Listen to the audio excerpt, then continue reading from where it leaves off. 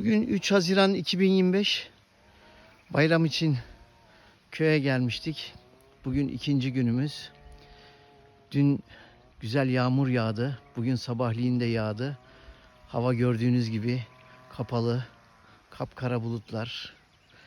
Ve köyüm, güzel köyüm. O kadar güzel gözüküyor ki buradan. Bir de uzak bir noktadan şu var. Karlı dağlar da gözüküyor. Yukarıdaki dağların bir kısmı karlı. Şu anda buradan göremiyoruz tabii ki. Ben de çıktım şimdi. Bizim bağlara, bahçelere doğru gidiyorum. Buralar ağaçların altındaki tarlalar, yerler bizim yerlerimiz.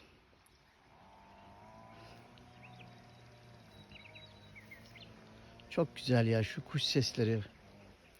Allah'ım ya Rabbim. Ne büyük nimet.